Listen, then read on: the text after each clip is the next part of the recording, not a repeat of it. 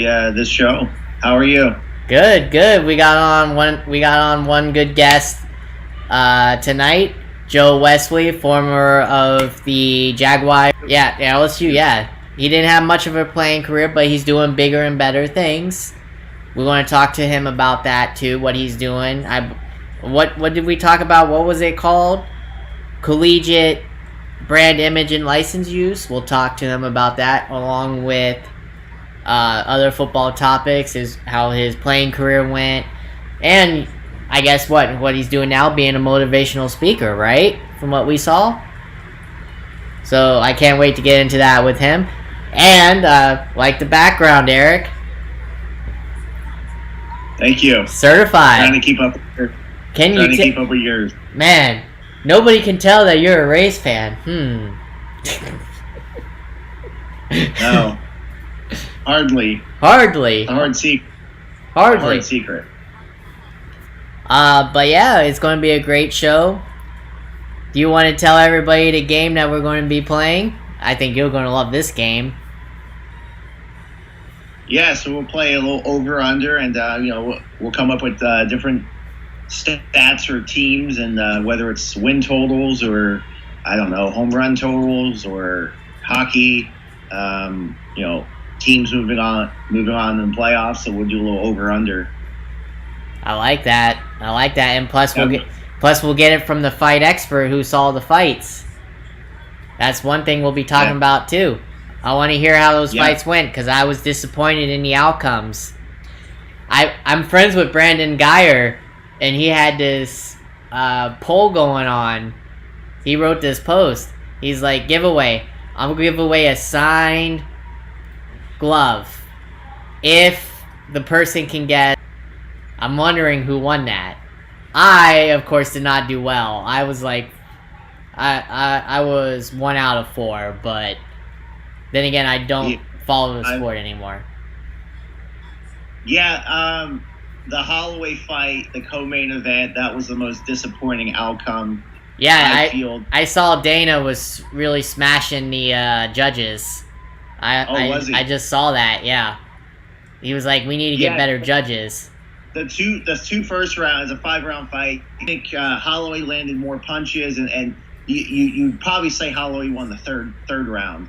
And the 4th round was probably Valchenko. No, the 5th round, he got squeezed on that again, because I think they first fought in December, and I thought Holloway won that fight as well. Yeah, it's tough. It was tough. A lot of people were mad about that. I was really old, and he got beat. Yeah, he got beat. Yeah. I saw highlights. He got beat.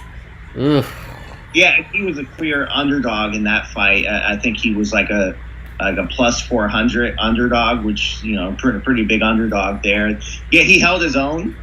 But Jan, Jan is the better fighter. He's a little clearly younger. I mean, Aldo's only 33. I say only hesitantly because, like, in fighting ages, like it seems like he's been fighting since I was in high school. Yeah, but he can't do what Randy Couture did or Chuck Liddell when in their time when they went past, even Rich Franklin and them, when they went past 40 and fought. I don't think Aldo is one of those. No, because he's fought too much. No, he's 33, but I mean, fighting age, call it quits here. The Masvidal, though, one I was looking forward to, though, because that was on Dana's radar to get him for years to just fight in the UFC. For years, that was his goal, to get him to fight, and for some reason, he didn't want to fight in UFC. And finally, I mean, because he was clearly the best fighter in the world. A lot of people said that about him. I haven't seen any of his fights, so I can't say that. But I've heard from a lot of people, and I saw online, that Masvidal is the real deal. So I would not say he's the best fighter, and that's he's up there. I'm just telling you what I heard. I haven't seen him fight, so you probably have. he's a tough fighter, but no, I mean he's not. Look, Kamaru Usman is the clear champion in the 170 pound.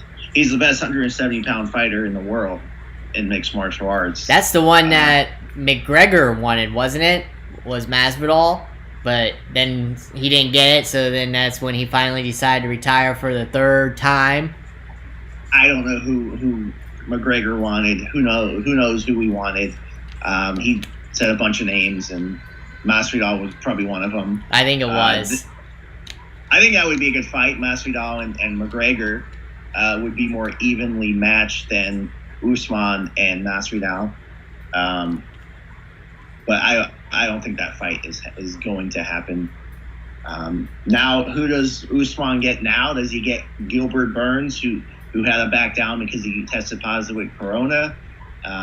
There's Nate Diaz, Colby Covington. Robbie Lawler. Robbie Lawler, who was champion before, I think could come back. It's not one of the forms right now. He'd have to win a couple more fights.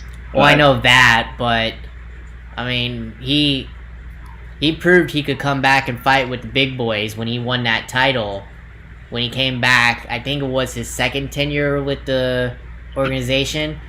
He came back and won the title. So, and plus, I seen him. I think he debuted in the early 2000s when the sport was just getting big, and he still fights the same like he did back in the day, and that's what won him that belt. So just give him time, and I think he'd be a next contender. But I agree with you. I think once Burns comes back from this, that'll be the next fight Dana has in store for Usman. I agree with you on that. And I still think Usman wins that fight. I mean, Gilbert Burns is elite grappler. He's a world champion jiu-jitsu practitioner.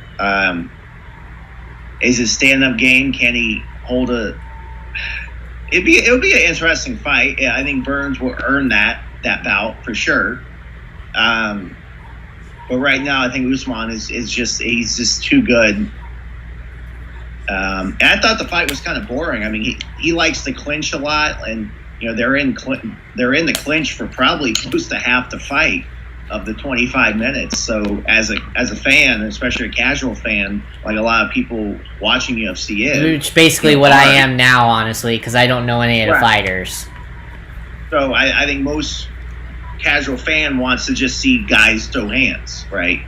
I know a lot of people think it's boring when it goes to the ground. I don't. I'm not one of those, but the casual fan just wants, they know how to, they can relate of throwing a punch. They can't really relate to the grappling if they've never done it before, and they go, that's boring. But so I don't think it'd be a popular fight, Usman and Burns. I don't think anyone knows who Burns is. I think that goes back to the marketing that the UFC does. It's just they don't market their fighters. It's Dana White markets it himself, and most people know who Dana White is. They don't know who Gilbert Burns is. And I think that's an issue. Well, that's one thing we talked about now. Remember, we talked about this before. That's the problem with UFC today. Dana White is not finding the good fighters like he did back in the day. It's not really that. I disagree with them finding good fighters. You find there are good fighters, they just don't market them. That's what I'm saying. That's what I meant to say. I don't mean like finding good. I don't mean that. Yeah, they can find them, but I mean they have to all wear now. They all have to wear Reebok shorts. Like, if companies were sponsoring, whatever they, in which they don't. Yeah, they don't let them do that. They don't let them do that. Yeah, I mean they do to an extent, but yeah, it's kind of hindered when they're fighting, and then they have to just wear Reebok shorts, and they can't have a company's logo on their shorts. That happened a few years ago, 5 years ago maybe, and I thought that was a control grab that UFC did, and was not a good move. And so yeah. So before we get into Joe Wesley, what would you rate the overall pay-per-view? Well, the fight card itself, you had 3 championship fights. One of them was a bantamweight that was Bacon. So I mean, the outcome of the fights and the performance, I'd say 6.5 out of 10. It was passing, but it wasn't a super exciting fight, which it could have been really good. So I'd say 6.5. That's a good one. I'd have to watch it and grade it for myself, but I don't know if I want to pay for that, especially when I don't even know the fighters anymore. Well, yeah, and that's the other thing. Yeah, pay-per-view, but pay-per-view's been around forever, so $65 or go to a bar. I mean, Which you did, right? To see it. Which you did, yeah, right? I went to see it. Alrighty, let's do this. Are you ready for the guest? And then we'll do the over-under? Yeah, sounds good. Alrighty, let's give Joe Wesley a call, former of the Jacksonville Jaguars and 49ers.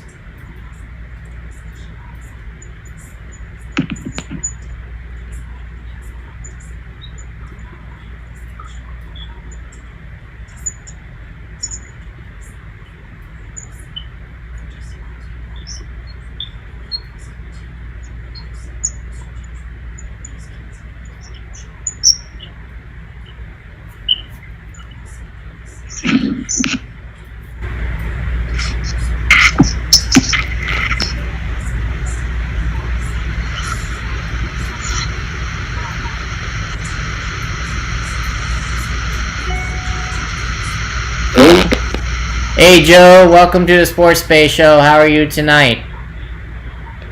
Doing good. How are you all? Good. Staying safe. I hope you and the family are as well. Oh yeah, we're staying safe. Keeping inside and following the the safe protocol, so to speak. Right. Right. Yeah. Exactly. That's what we're doing here too.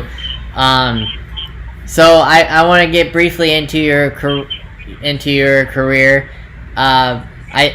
What did you enjoy most playing with Jacksonville? Because I know you played. I know you played about, I think it was 8 games with them. What do you remember most playing in Jacksonville? I tell you, I think you got to start at the head coach. Tom Coughlin. He is everything strict, very kind of a military style command of the team. But the thing that a lot of people don't give him credit for is that he gives a lot of people second chances, even third chances. I think one of a best example of that was a guy named RJ Soap had an opportunity to come back and contribute, but unfortunately in the end he never really was able to kind of get out of his own way and then make a turnaround. So I thought he was a very fair coach. And so I like playing there. I mean, it's Florida. It's very nice scenery. Not a whole lot to do. But I really enjoy just being there, knowing that you had a coach that was, fair and strict, and you always knew where you stood with it. So, it's one of the things I liked about being in Jacksonville. Hey, Joe, this is Eric, co-host of the show. We have Joe Wesley on the phone, former LSU football star and former NFL player. So thanks for joining. I wanted to ask you your time at LSU. Obviously, LSU, big time college football program, SEC. Every game's a big game there. People live and die, watching LSU. So how was that like? It's amazing. I mean, you can't even really describe the words, the feeling that you get walking out there. And then the crazy thing is, at my time there, the biggest crowd we had was close to 100,000 people, and so they've since then expanded the seating and all that type of stuff. But every week was a big game. Every week the crowd came. It was just exciting. I tell you just real quickly, the very first game that we played in my freshman year, we walk out there and we playing against Florida. It's our first home game. And I'm telling you, it was so deafening that, I was sitting next to my teammate. He was like within arm distance. We're talking and we can't even hear each other. Huh. And so, it's that loud. And it's almost like you feel it inside, almost against your heartbeat. It's just that type of energy and excitement. It's amazing. Do you have a favorite moment? Playing Saturdays. Yeah. I tell you, my favorite moment is when we beat Florida in '97. They were the number one team in the country. It was a very tight game, the whole game, and we beat them. And so, they was up a little bit the first half. We was up pretty much almost the whole second half. And, it was a hard-fought game. And when we won, it was amazing. I'll never forget it. The whole stadium, or at least it felt like, rushed down on the field. They tried to take the goalposts and they tried to throw them out of the stadium. They took one goalpost side and they found it going up the street because somebody snuck it out through the doors, through the tunnel. It was crazy. It was pandemonium. It was all those verbs and adjectives that you can, put into it. It was all that. It was probably the highlight. Like college football, we're here in the South as well, and I am kind of a Gator fan, but there's nothing that beats Saturday football. It really isn't. I agree. It's amazing. So I see you're also doing a lot of good things post-playing career. I see you're also a motivational speaker, and you also got this website, your own company for helping college athletes. Tell our audience more about what you do. Yeah. So, I don't know if anyone's been really paying attention, going into 2021, the NCAA is planning to have a big vote in January. And so, depending on the outcome, is that they're planning to vote on the rules and regulations on what, and how college athletes will be able to earn money from their name, image, and likeness. And so, my plan is right now, I'm doing all the lead work and just doing the research. And so, the goal is to launch a startup here in the next few months with the purposes of allowing college athletes to be able to earn from their brand. And so, what I want to do with my company is give college athletes just, more opportunity to control their own brand and control their earnings. And then also, not only that they earn today, but, put in different functions to allow them to continue to earn even after they finish playing and graduate from college. And so I'm excited about it. We want to try to put this platform on the blockchain, make it decentralized,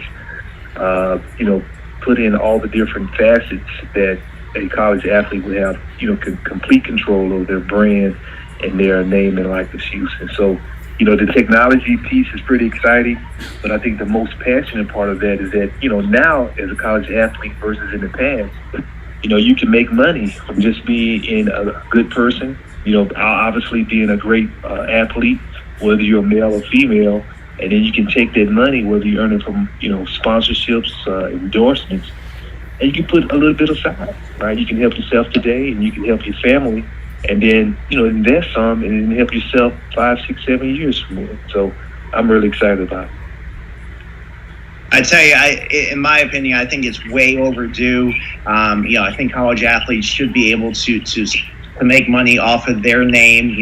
After all, that's all one person has is their name, and let them make money on that. And who knows, injuries. I know, your football career kind of ended short because of injuries. So if someone, is having a great college career and can make money off of themselves in college, and then, they go to the NFL, maybe they suffer a big injury, but at least they made money in college. So I think it's way long overdue. No, I agree. You can look back in time and we can, cherry pick a couple of just kind of big names of athletes that, the apex of their career and fame was in college.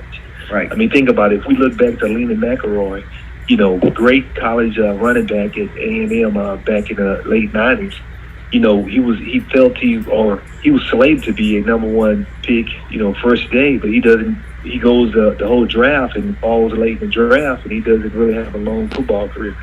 But think had he been able to do this back then, think had him having great numbers in college. What if he had promotions? What if he was doing signatures and different things like that, earning earning money, right? And so let's just say an example. What if he had earned $100,000 just off his name and brand, and then he put a part of that away, and then invested in a mechanism that allowed him to continue to earn even after he's graduated. And so, what I'm saying to myself is that if you're a college athlete, male or female, you can do this thing. Manage your brand, manage your social media, do all the right things in the community that not only can you earn money from your brand, but think how they can set you up for the future, for a future career. If you want to start your own company that can set you up, you can make connections and networking because, people want to work with college athletes. And so, it's a great time for a college athlete. You have many networking opportunities.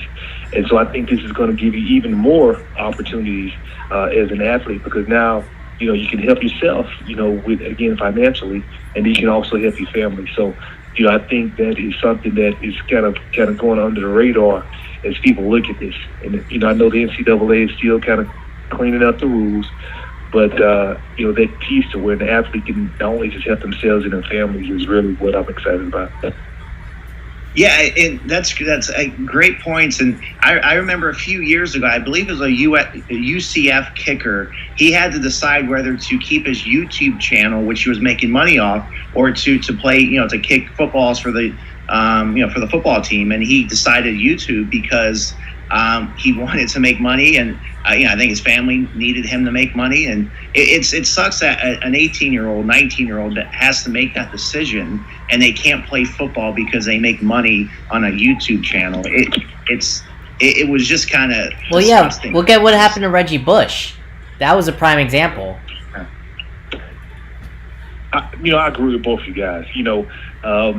I can't remember his name, but I know his YouTube channel is Destroying. So big shout out to Destroying, and so he has a lot of followers, and so that was tough. You got to make this decision, and everybody's ultimate goal is to be able to support yourself financially, right? And so whether he could not again support himself financially was a decision that he had to make. So of course he chose, and I think he did the right thing for himself. But if we look at those examples, like him, and then I think there was another report, example of a young lady who was a softball player who had to make the same decision, and I think she chose to continue playing softball for her school. And so all those things help kind of pad the stats for college athletes to be able to do this. And then if you all know about the Ed O'Bannon basketball lawsuit to kind of help break it, move it forward. And then the California legislation, again, which kind of broke this thing wide open and forced the NCAA to start, making moves to do this. And so, I agree with you all. I think this really is something that's great for college athletes. Yeah, 100%. Yeah. Go ahead, Byron. Now that we're on to college, obviously, with what you do, I gotta ask you, with the college season in jeopardy, are you liking with what the colleges are proposing right now with games only in their division? Like the SEC would face SEC, ACC would face ACC, basically no out-of-conference games. Are you liking that idea, or would you rather them see the out-of-conference games? That's a really good question, and I answer it like this. If the difference is, I think, is very minor, because if you are a big time college, let's say you're LSU, and you playing only conference games, well, the difference geographically is still the same as in a non-conference game. And so, if LSU was going to play Mississippi State, well, then Mississippi State still got to come from Mississippi. If they play from Missouri, it's still got to come from Missouri. Now, if they're playing on a non-scheduled game like a Idaho, what's the difference? So I think it's good in the terms that you get football, but I don't think it's good in the terms that you're sort of eliminating all non-conference games. And so, like I said, it's good for football that you get some football. And I think the most important thing is that they put, good stringent kind of rules in place to prevent the athletes from getting sick. I like that. You got anything you want to say, Eric? Yeah. Before we let you go, just so this startup you're doing, it's really interesting for me, to be honest with you, and we could probably talk for a while. But so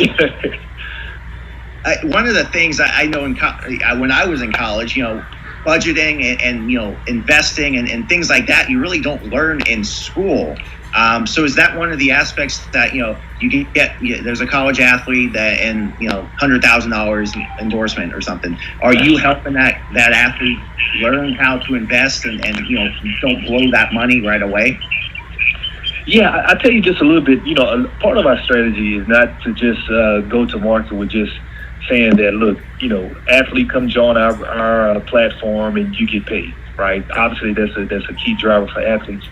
But myself being a former athlete, I want to be able to give the athlete everything that you need from just a simple standpoint, not just to protect, to protect yourself and to protect your earnings. Because even as you get older, you still need to do that. So, part of our, also help them understand how to brand themselves, just kind of a full suite of services that makes the athlete, number one, as they should be, male or female. Because think about it this way, if I was a 20-year-old kid again, there's no need for me to spend it all just having fun, right? So why shouldn't I take some of that money that I make, invest it, help my family if they need it, and then it gives me an opportunity to live a better college life.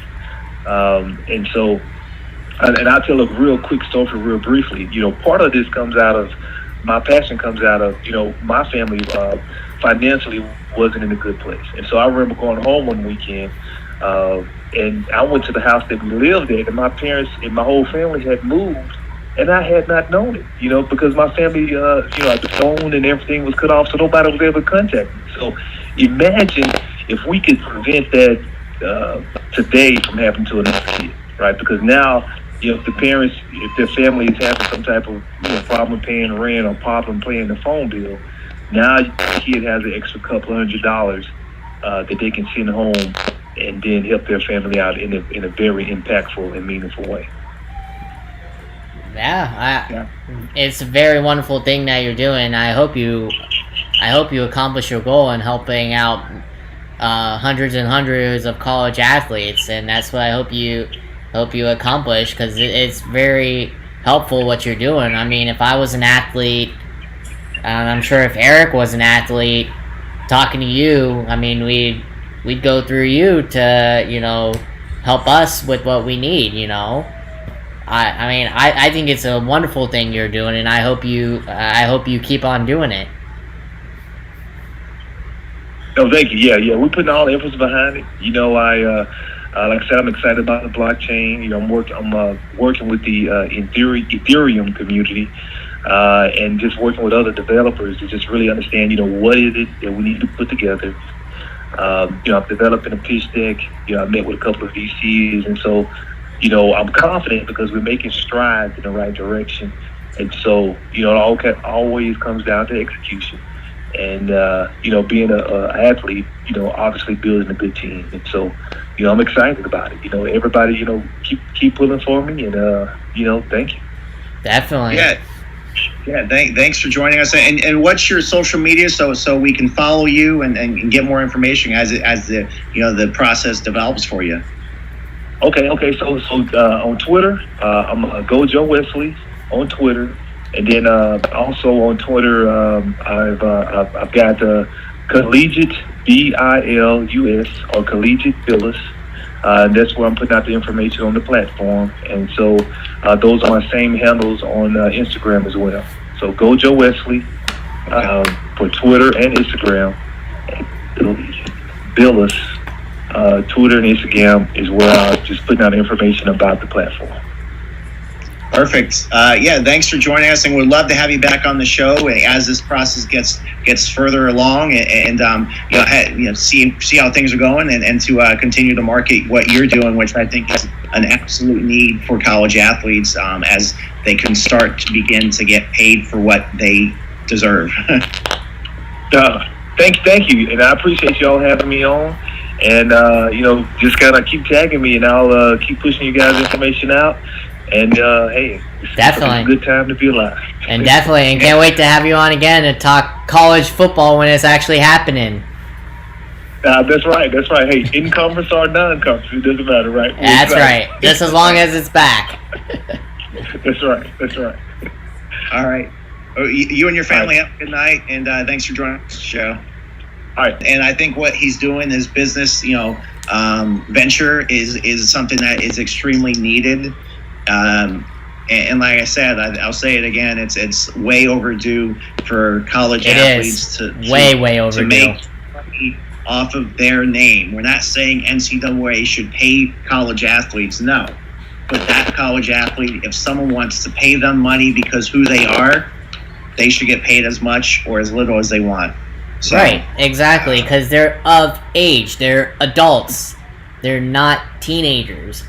I mean, I'd even say teenagers should get. There's kid movie stars get money. I mean, no one being forced to work for no money is basically slavery, right? So people True. should make what they. True. There's a market value for things for a reason, and I don't care if you're 4 years old or 22. You should make what the market and someone would pay for you. So, before you want to get into it, you want to start it off? Sure, I'll start it off. So we'll do over under in. We'll go with the Red Sox. Over under 34 wins. Oh wow, you're saying 34? So you're saying half the? Okay. I'm going. I think that's. I don't know what they are right now. So we probably should have went by that, but they're probably around 34 and a half, 34. And here's why. Really want to be there. He's unhappy because they're not giving the players. They're not paying the players. Paying him to have players to help him. They got rid of Mookie Betts. Mookie Betts wanted to stay there, and they just didn't want to pay him. Right. Yeah. Would I go over or under that? I'd have to go under as well. I think that's a good number to go over under, and I would go under slightly, but they'll be right around. Hold on, I've lost you, Eric.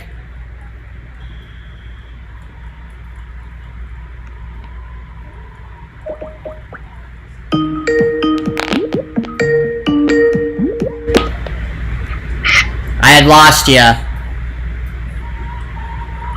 Yeah, no, I lost you too. Is it back on? Hold on.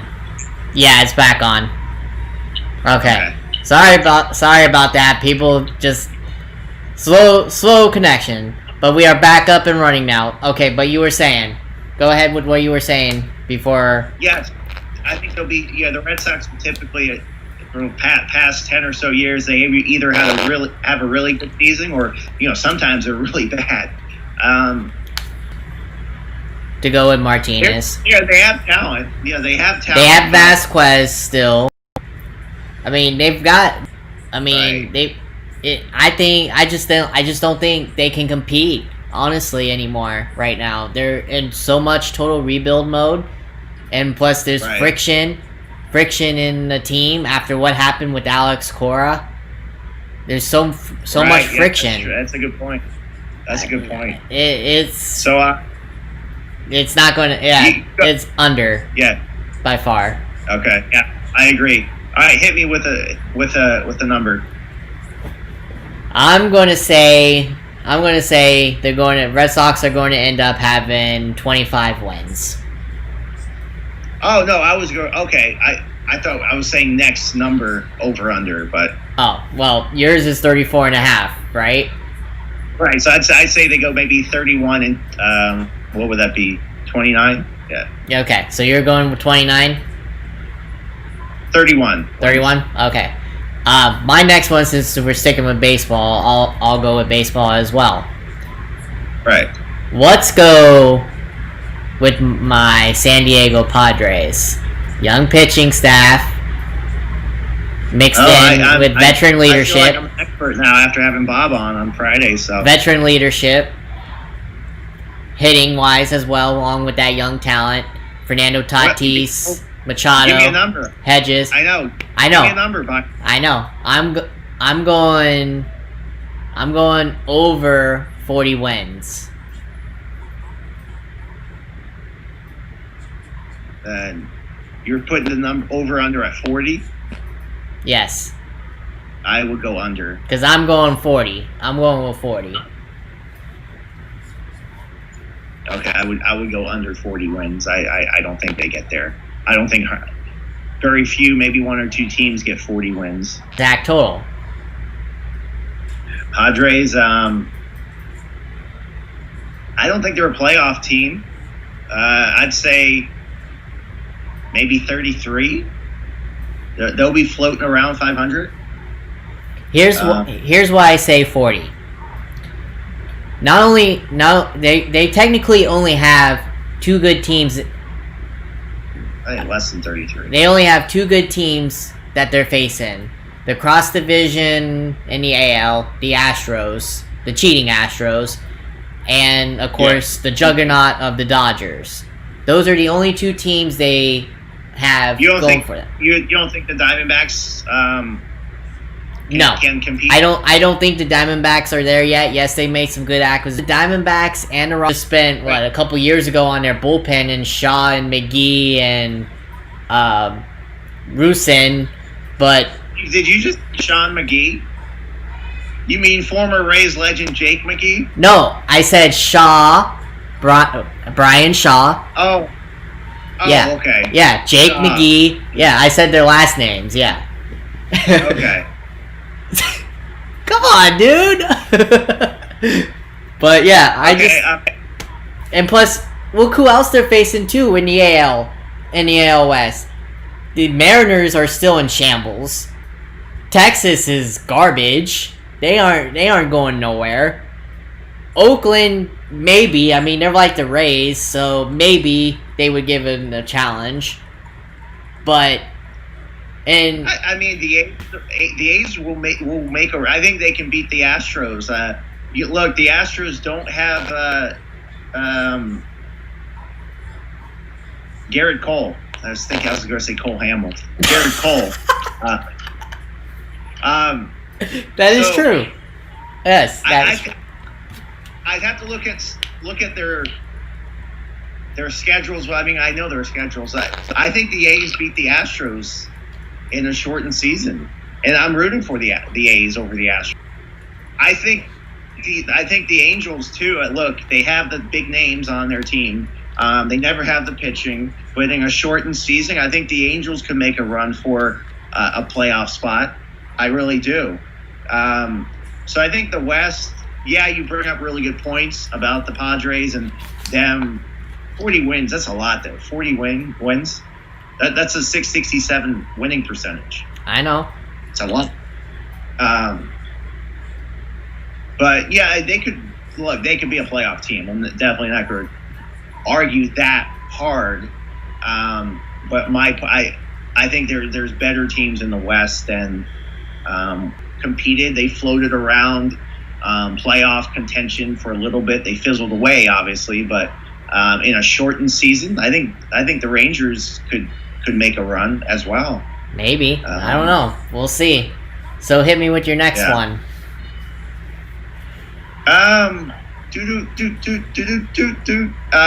We'll go. I keep hearing the Reds. The Reds, they are a sleeper team. In the Central, which I think is a weak division, Yes, by far. Do they over under 32?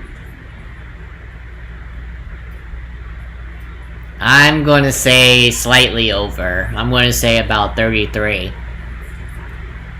That would be just slightly, yeah. And this is why. As you just brought up, yes. Look at the AL Central. The only team really over there is the Twins, the powerhouse Twins, which by far, who was it that said they were going to be a surprise team? With past guests that we had I think it was last week, said they might win the Desi. Yeah, Desi said it. So I mean, I agree. Like, the only team in that division in the AL side is the Twins. The Indians, they've gone downhill. I think they're also in rebuild mode too. Whether the moves that have been made is this, their talent is getting old. Kipnis is getting older.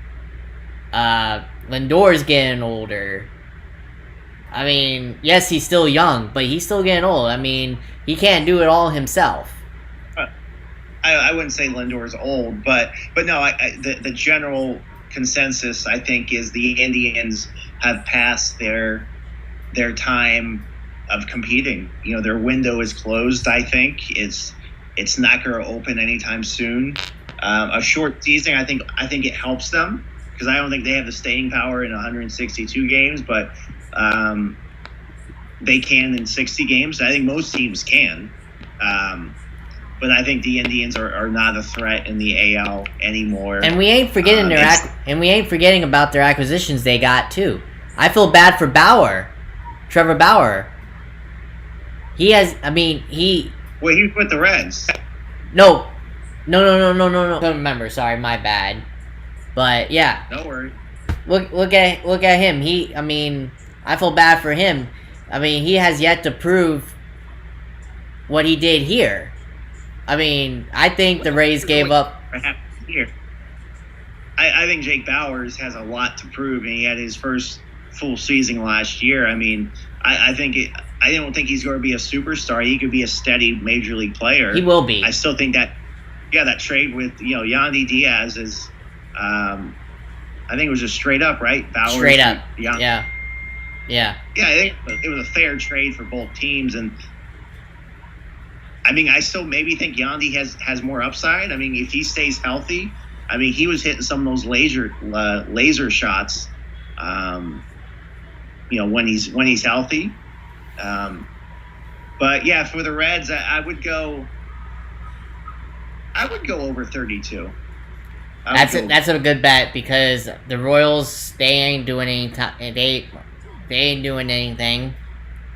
The White Sox, yeah, they're growing in talent, but yeah, I mean, they're still young. They're a sexy pick right now with in a 60-game season coming out in a playoff spot. The White Sox, I just don't see it. I don't see it either. I don't. I think the Twins are too good. They have too many hitters, and I think they'll have enough pitching. You don't need that good of a pitching staff when you have that offense. So that's the Twins to lose, and I don't think the White Sox get a wild card. You got Yankees, Rays, A's, Astros. I put the Angels ahead of the White Sox too, Red Sox too. So yeah, all right, hit me with one. Let's see. I want to go now with football. Let's do a little football. Okay. What do you think the over-under wins for the Chargers will be? I'm thinking they'll go 9-8. What? 9-7. Sorry, 9-7.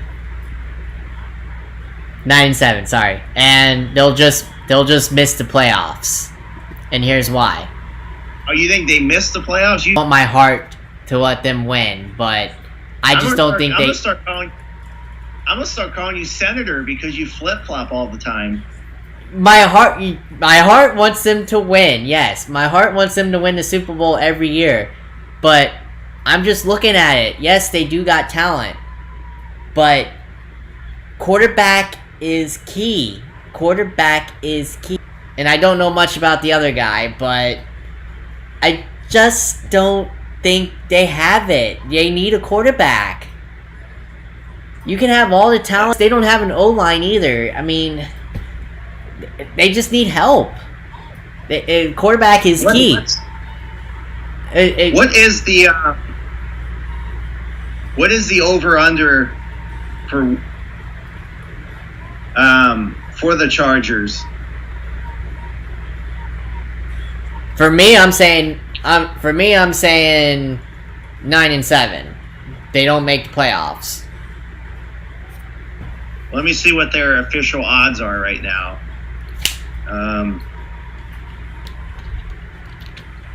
So they have 7.5.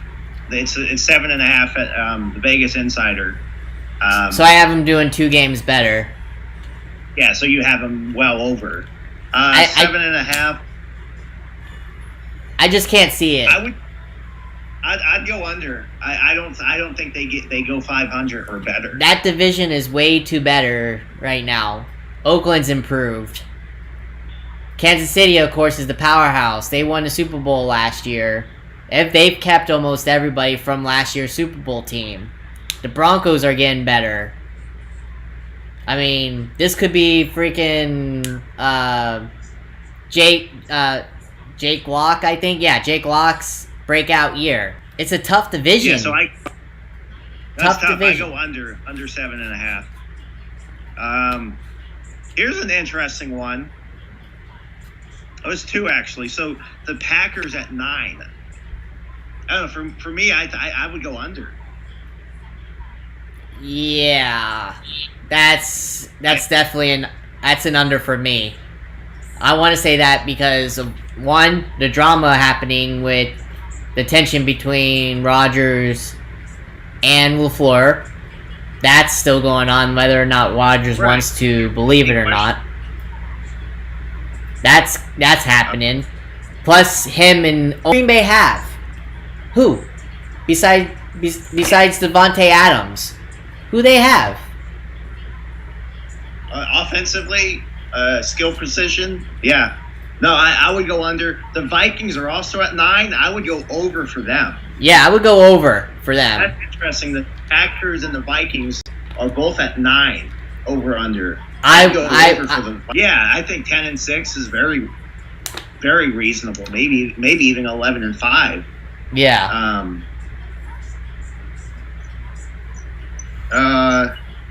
Pick an NFL team. That division is the Vikings to lose. I'm telling you right now. That's their division. Oh yeah. So staying in that division, the Bears are 8 over under 8 wins. No. I do not trust Trubisky. Nope. Is it Trubisky or is it Nick Foles? If Trubisky don't get the job done, it'll be Foles. And then if Foles don't get the job done, it'll be another QB that they'll be looking at in the draft this coming year. Yes, so I guess I would have to go under for 8 wins. I don't think they get there. No, they don't get there. I'm going to say 4 wins. I'm going to say 4. They go 4-12. Wow. Okay.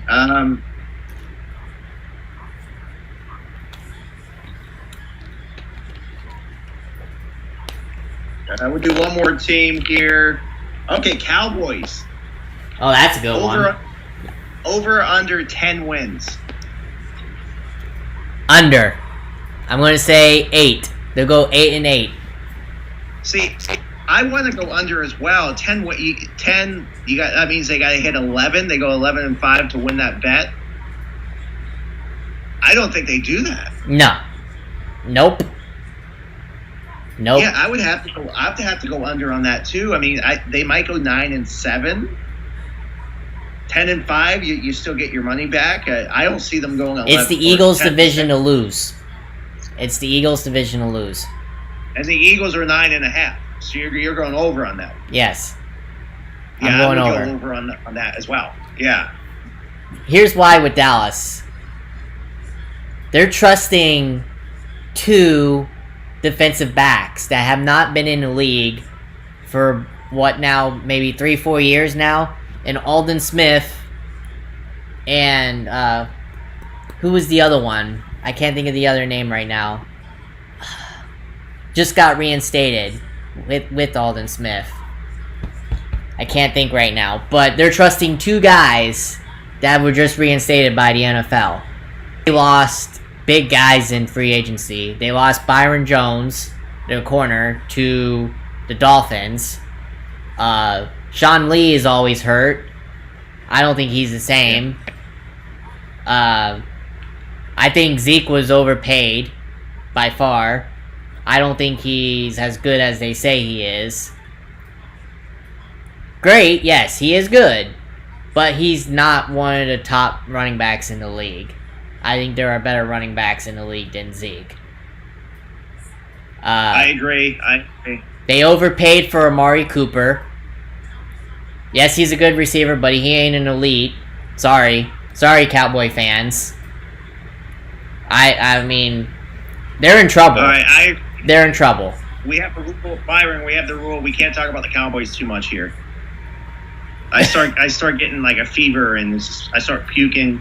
It's not a good look. So, not a good look. Oh, I know. You hate the Cowboys just as much as I do. I know. We have a time limit for them now. After a few episodes ago, you talked for 30 minutes about the Cowboys. So, so I want to, before we go, I don't know what time we have left, but hockey. I want to talk hockey real quick. Okay, go ahead.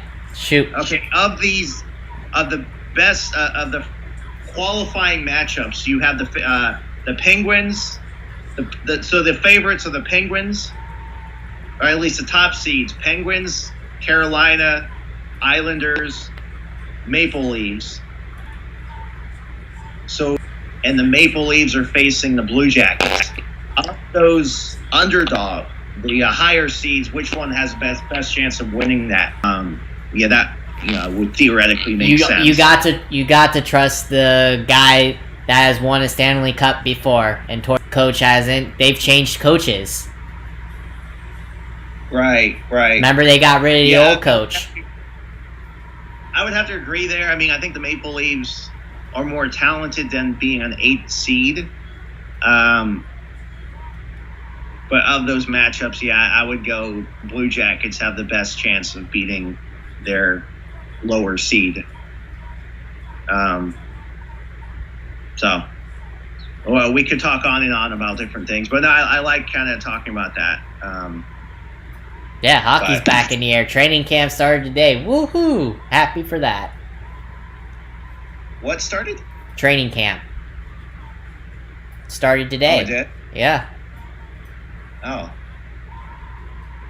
Yep. And the games start next month, the 1st of August. Right. Okay, I didn't realize it started today. Yeah, so the Lightning got word their first game is August 3rd against the Capitals. Yeah, I know. So, that's going to be good. The Monday, they haven't disclosed the time of the games, but one of the cool things is it's hockey all day, every day, basically. Oh yeah. So that's going to be and nonstop. I think every game will be televised, so that's going to be a lot of fun. Oh yeah. You're gonna basically be having playoff hockey at 1:00 in the afternoon. I know. I mean, it's gonna be fun. I'll have it streaming while at work. Yeah. I know. It's gonna be fun. I can't wait. Good times. So how much time do we have left on Anchor? I don't think we have much. So let's wrap it up here. We've got a few seconds left. So yeah, great show. I think it was a good conversation with Joe Wesley. As I said again, it was a much needed. What he's doing is much needed. Exactly. And we played a little over under there. I was a fun kind of going back and forth. So any last words in the last few seconds? Yeah, just follow us on Facebook. Our page is Byron and Eric Sports Base Show. Follow us. like us. We have a YouTube page as well, same thing, Sports Base Show with Byron and Eric. And also our Twitter as well, Sports Base Show with Byron and Eric. So follow us on all 3 platforms, like us, share us, do whatever you like. We don't care, just as long as we get viewers. That's the main thing. We want to please you guys. So, other than that, stay safe. We will see you next Friday. Don't know who the guests are. It's always a mystery to me because I forget myself. I will text Eric. I will text you, Eric, and let you know. All right. So you guys have a good night.